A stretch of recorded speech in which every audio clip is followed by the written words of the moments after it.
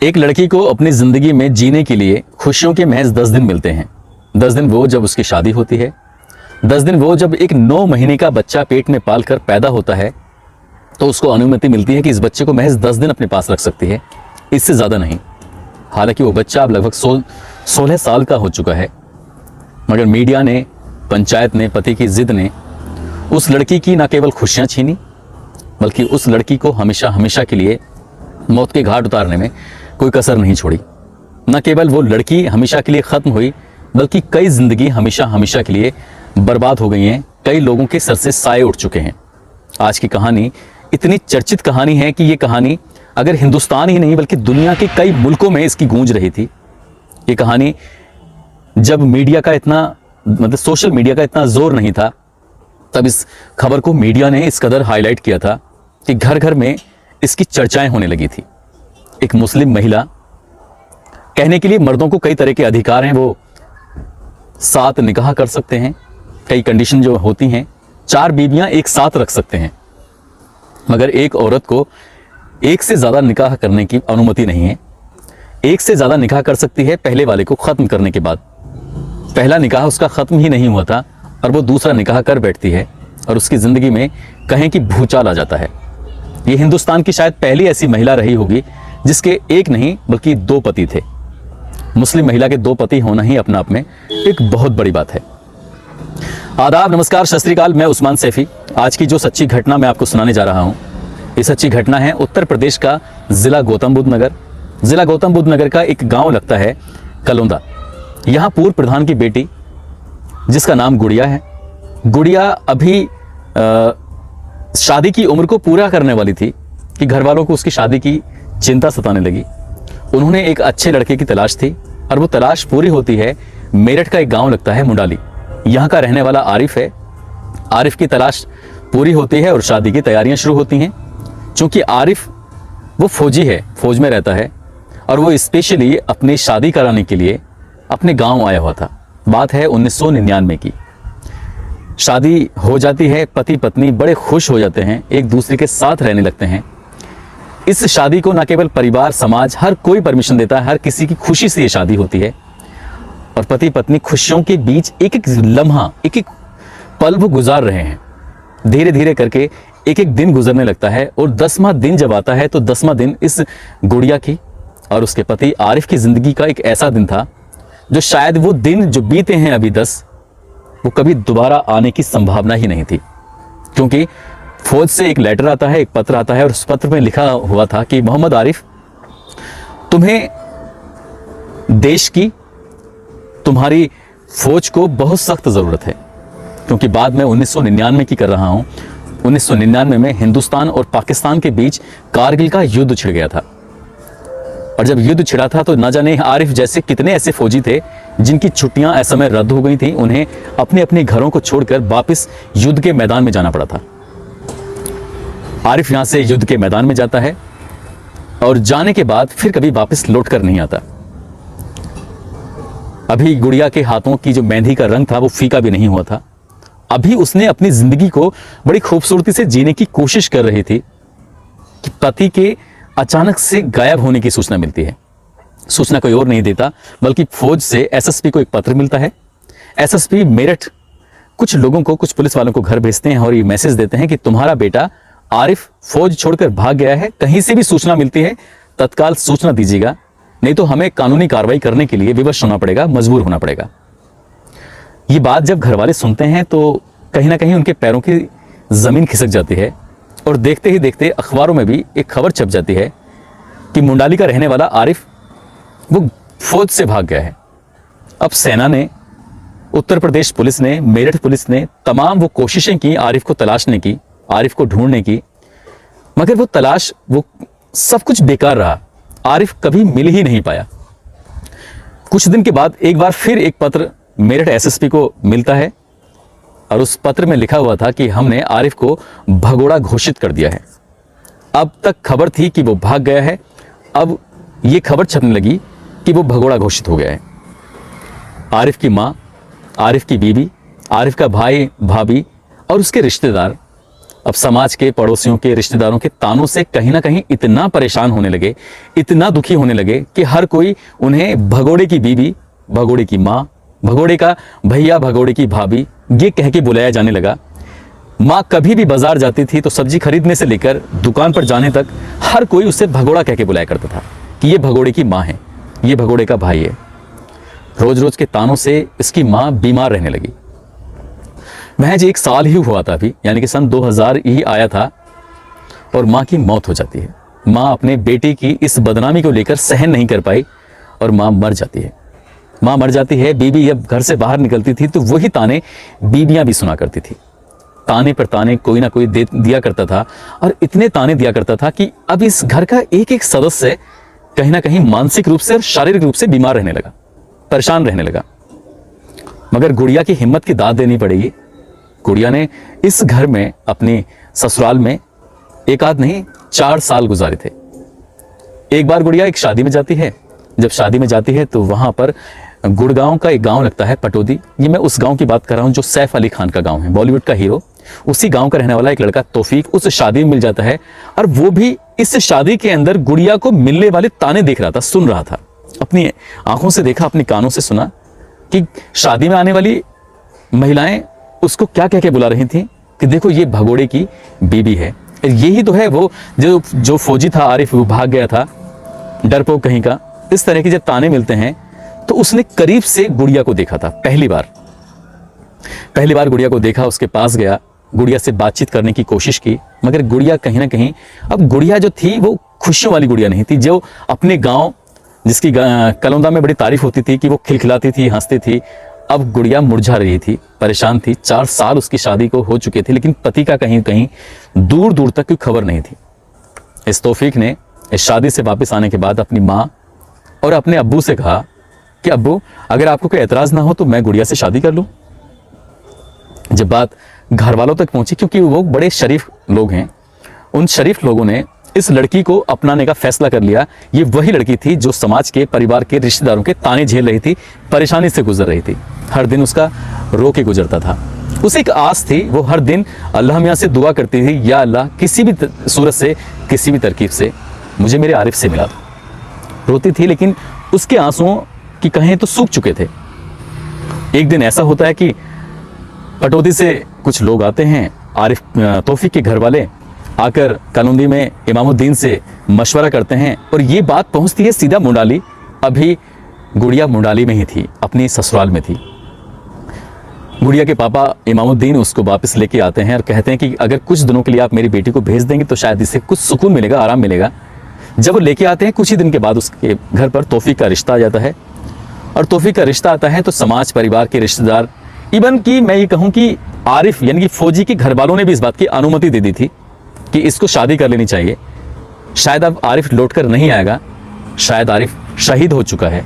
घर वाले उसको शहीद मानने लगे थे लेकिन फौज उसको अभी भगोड़ा मानने लगी थी। तमाम तरह की तोहमतें थीं जो पुलिस प्रशासन से लेकर आम लोगों तक परिवार को झेलनी पड़ रही थी। शादी हो जाती है तौफीक से, खुशी खुशी शादी होती है। अब इसने अपने इस पति के साथ रहना शुरू किया है, क्योंकि समाज इसको स्वीकार नहीं कर रहा है, एक्सेप्ट नहीं कर रहा है, लेकिन तौफीक ने उसको एक्सेप्ट कर लिया था और वो अपने साथ इसको पटौदी गांव में लेके पहुंच जाता है और वो रहने लगते हैं खुशी खुशी। यूं कहें कि 2-3 महीने के बाद गुड़िया की जिंदगी में वो फिर से बाहर आने लगी थी। जिस बाहर की, जिस खुशियों की उसको उम्मीद थी, जिन पलों का उसको बेसब्री से इंतजार था, वो पल उसकी जिंदगी में आई रहते। दिन यहाँ गुजरने लगते हैं। सास, ससुर, पति के साथ वो बेइंतहा खुश रहने लगी थी। जिन दिनों गुड़िया अपने ससुराल में बहुत ज्यादा खुश थी, अपने कहें कि उसने पुरानी जिंदगी को भुलाने की कोशिश की और एक नई जिंदगी में वो प्रवेश कर गई थी। उन्हीं दिनों एक इंटरनेशनल एनजीओ, शायद उसका नाम रेड क्रॉस के नाम से बताया जाता है, वो रेड क्रॉस एनजीओ पाकिस्तान की जेलों में जाकर एक सर्वे कर रही थी कि यहाँ पर जो कैदी रहते हैं इनके साथ सही सलूक किया जाता है कि नहीं किया जाता है, उनको सही से खाना मिलता है कि नहीं मिलता है, वो सही से रहते हैं कि नहीं रहते हैं। बस ये एनजीओ इसी बात की तलाश करने में जुटी हुई थी। और जब तलाश करती है तो तलाश करते करते एक व्यक्ति मिलता है, और वो व्यक्ति कोई और नहीं था, ये व्यक्ति मुंडाली के जो गांव का रहने वाला फौजी आरिफ, ये आरिफ था। आरिफ उस एनजीओ से कहता है कि मैं जब पाकिस्तानियों से लड़ाई लड़ रहा था, तो लड़ते लड़ते एलओसी क्रॉस कर गया था और मुझे पता नहीं था। और वो अकेला नहीं था, उसके साथ एक जगजीत सिंह नाम का भी एक फौजी था, जो लड़ते लड़ते एलओसी क्रॉस कर जाता है और पाकिस्तान के सैनिक उसको बंदी बना लेते हैं। बंदी बनाने के बाद उसको जेल में रखते हैं और जेल में रखकर उनके साथ यातनाएं जो एक हिंदुस्तानी फौजी के साथ पाकिस्तानी कर सकते हैं, वो सब कुछ कर रहे थे। एनजीओ के सदस्य जब इसके पास पहुंचते हैं तो एक खत लिखता है। खत लिखकर कहता है कि ये खत मेरी मां को दे देना। और इसी खत में कुछ लाइनें मैंने अपनी पत्नी के लिए लिखी हैं। कहना कि मैं बस यहां ठीक हूं, तुम अपना ख्याल रखना। उस एनजीओ ने वादा किया कि मैं आपका ये खत हिंदुस्तान में आपके घर तक पहुंचा कर आऊंगा। और एनजीओ ने अपना वादा निभाया। एनजीओ के सदस्य हिंदुस्तान आते हैं। हिंदुस्तान आने के बाद उसके घर तक वो खत पहुंचाते हैं और उस खत के माध्यम से पता चलता है कि आरिफ जिंदा है, आरिफ भागा नहीं है, आरिफ भगोड़ा नहीं है, बल्कि पाकिस्तान ने उसको अपने यहां कैद करके रखा हुआ है। बात भारत के प्रधानमंत्री तक पहुंचती है, बात बड़े बड़े ऑफिसर तक पहुंचती है, बात सेना तक पहुंचती है। सेना, भारत के प्रधानमंत्री अब इन फौजियों को अपने पास बुलाने की कोशिश में लग जाते हैं। इधर ये जो खत था वो प्रतिष्ठित अखबारों में, जैसे अमर उजाला, दैनिक जागरण में छप जाता है, प्रकाशित हो जाता है। और जब प्रकाशित होता है तो अब तक जो समाज के, जो परिवार के, जो रिश्तेदार के लोग ताने मारते थे, भगोड़ा कहते थे, उनकी आंखें खुल जाती हैं। वो कहते हैं कि आरिफ भागा नहीं था, बल्कि आरिफ तो कैदी बन के वहां रह रहा है, उसको तो परेशान किया जा रहा है। अब उनके लोगों का जो नजरिया था वो पूरी तरह से बदल चुका था। ये बात गुड़िया तक भी पहुंचती है। गुड़िया अभी अपनी जिंदगी में प्रवेश ही किया था, एक खुशी वाली जिंदगी में, लेकिन अचानक से उसके सामने जब ये सूचना मिलती है तो वो परेशान हो जाती है, वो हैरान रह जाती है। उसकी परेशानी और हैरानी की जो वजह थी, आप सुनेंगे तो शायद आपको भी शायद आश्चर्य ही होगा कि वो सचमुच परेशान थी, तो इसलिए परेशान थी। अब यहां से प्रक्रिया शुरू हो जाती है। हिंदुस्तान अपने दो सैनिक जगजीत सिंह और आरिफ को पाकिस्तान से बुलवा लेते हैं और जब आते हैं तो उनका बड़े इस्तकबाल किया जाता है, स्वागत किया जाता है। ये वाकया मैं बता रहा हूं 2004 का वाकया है। जब ये पाकिस्तान से हिंदुस्तान आता है, मेरठ पहुंचता है, तो एक मेरठ के सीनियर जर्नलिस्ट हैं श्याम परमार। वो कहते हैं कि उन्होंने ना कभी सुना है ना कभी देखा है कि किसी जीवित फौजी का इस कदर स्वागत होता हो। हजारों लोगों की भीड़ थी और सेना से कुछ लोग आए हुए थे उसको घर तक छोड़ने के लिए, घर तक सुपुर्द करने के लिए। मगर लोगों में इतना क्रेज था इस आरिफ को लेकर कि उन्होंने फौजियों से इसको छीन लिया और अपने घोड़े पर बिठाकर उसको फूल मालाओं से लाद दिया। और इतने ज्यादा वेपन थे, हथियार थे लोगों के पास कि वो कई किलोमीटर तक उससे फायरिंग करते रहे, हर्ष फायरिंग करते रहे। ये खुशी का माहौल था। तब उसे लगता है, तब उसे महसूस होता है कि हिंदुस्तान के लोग उसे कितना प्यार करते हैं, कितना चाहते हैं। आरिफ अपने घर पहुंचता है मुंडाली में। घर आकर देखता है माँ माँ चिल्ला रहा है, गुड़िया गुड़िया चिल्ला रहा है। कहता है माँ तुम कहाँ हो, भैया माँ से मिलवा दो, भाभी माँ से मिलवा दो। 5 साल बाद वो लौटा था।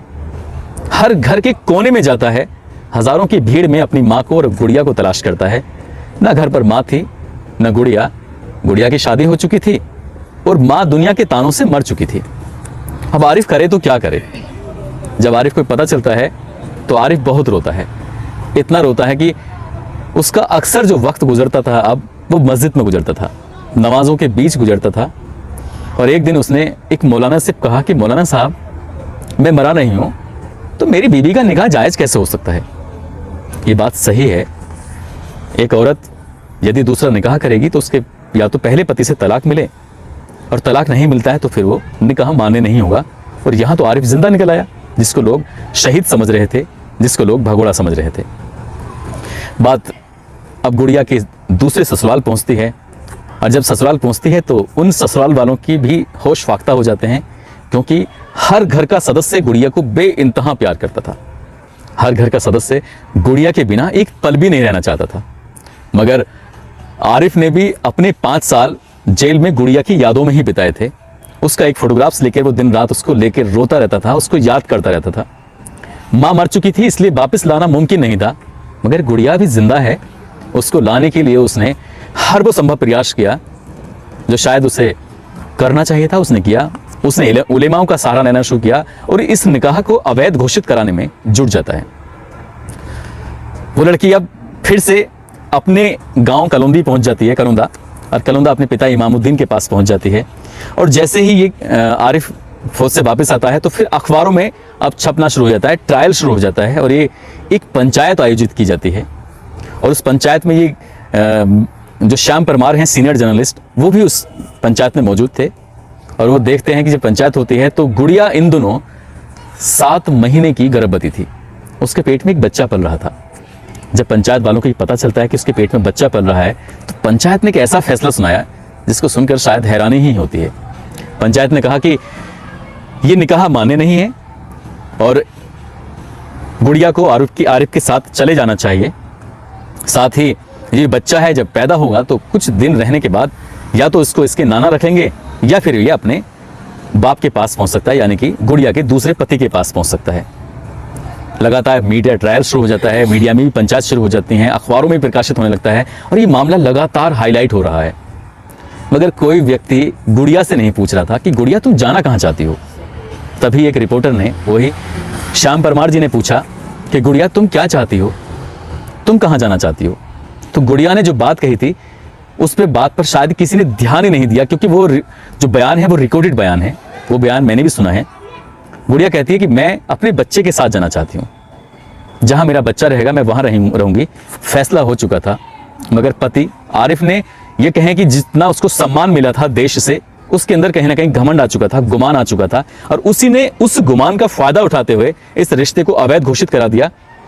और उस गुड़िया से एक बार भी नहीं पूछा कि गुड़िया तुम कहाँ जाना चाहती हो, क्योंकि शरीयत के हिसाब से वो बच्चा अब नाजायज बच्चा माना जाता है। दूसरा निकाह जब जायज ही नहीं है तो बच्चा भी नाजायज हुआ। यदि ये इसको तलाक दे देता है तो बच्चा भी जायज हो जाता है। समाज ने पहले तो थप्पड़े मारे गुड़िया को, गुड़िया की सास को, उसके जेठ को, और फिर जब ये आरिफ वापस आता है तो फिर इस दुनिया ने, इस समाज ने, इस रिश्तेदारों ने आरिफ को भी ताने मारने शुरू कर दिए थे कि आरिफ तुम अपनी बीबी को नहीं रख सकते तो क्या कर सकते हो, तुम तो कुछ भी नहीं कर सकते, तुम तो किसी लायक ही नहीं हो। शायद वो भी तानों से तंग आ चुका था और उसने इस पंचायत पर इतना दबाव बनाया कि अब गुड़िया उसके साथ रहने लगी। बच्चा पैदा होता है, मगर दिलचस्प बात यह भी है कि जो उसका दूसरा पति है तौफीक, उससे कोई मशवरा ही नहीं लिया किसी ने, उससे भी जानने की कोशिश नहीं की, जबकि उसने बुरे वक्त में गुड़िया का साथ दिया था।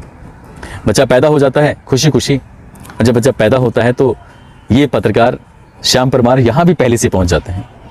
और जब गुड़िया के पास जाते हैं, उनकी वीडियो बना रहे थे, क्योंकि गुड़िया लेटी हुई है, वो बच्चा एक महिला की गोद में है और वो बच्चा खेल रहा है, तो उसका जब वीडियो बनाया जाता है तब गुड़िया चीखती है, चिल्लाती है, कहती है कि तुम मेरा पीछा कब छोड़ोगे, कब, अब तो छोड़ दो ना, मेरी जिंदगी को तबाह कर दिया है मीडिया ने, अब तो छोड़ दो, इस शरीयत को मानने वालों ने भी तबाह कर दिया है, अब तो छोड़ दो प्लीज।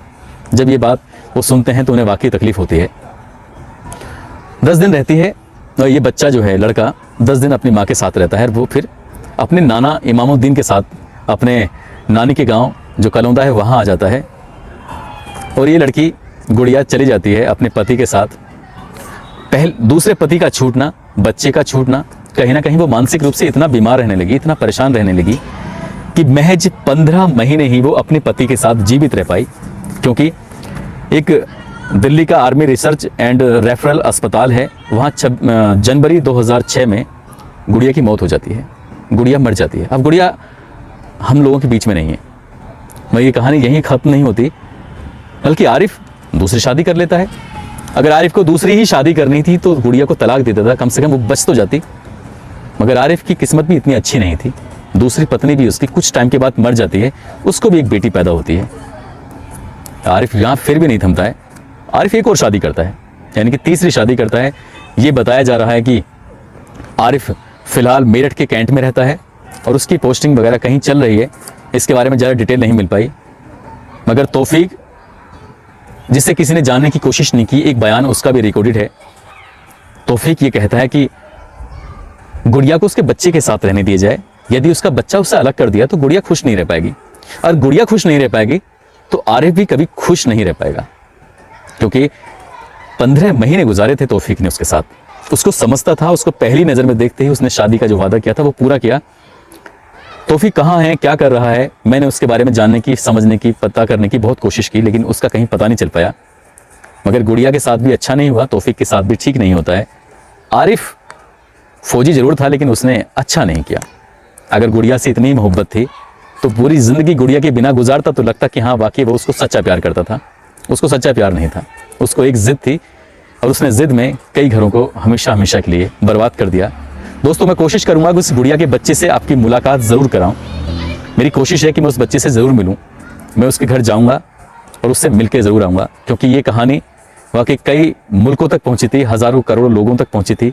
दुनिया में एक बहस का मुद्दा बन गया था कि आदमी तो कई शादियां कर सकता है, लेकिन उसने अपनी मर्जी से शादी नहीं की थी, बल्कि परिवार ने, समाज ने शादी कराई थी। अगर शादी उसकी अवैध थी तो कम से कम बैठ के तसल्ली से इस पर बातचीत होनी चाहिए थी। शरीयत के या इस्लाम के मानने वाले जिम्मेदार लोगों को आगे आना चाहिए था और उसकी शादी को लेकर अपनी बात रखनी चाहिए थी। कितना बड़ा बहस का मुद्दा बना, फिर भी रिजल्ट इसमें कोई खास नहीं निकला था। दोस्तों, इस कहानी को सुनाने का उद्देश्य किसी को परेशान करना नहीं है, किसी का दिल दुखाना नहीं है, बल्कि आपको जागरूक करना है, आपको सचेत करना है। साथ ही जाते जाते मैं आपको बता दूं कि 8 जनवरी को दी पंडित जी का जन्मदिन था। ये शिवाला अलीगढ़ के रहने वाले हैं। साथ ही कुछ लोगों ने अपील की थी। ये दिनेश कुमार मोतिहारी बिहार के रहने वाले हैं, शुभम सिन्हा रांची झारखंड के रहने वाले हैं, मोहम्मद अबरूद्दीन और लक्ष्मीदास दमदम कोलकाता, इन्होंने अपने नाम लेने की अपील की थी। आप लोग सब खुश रहें, अपना ख्याल रखें, सुरक्षित रहें। जय हिंद, जय भारत।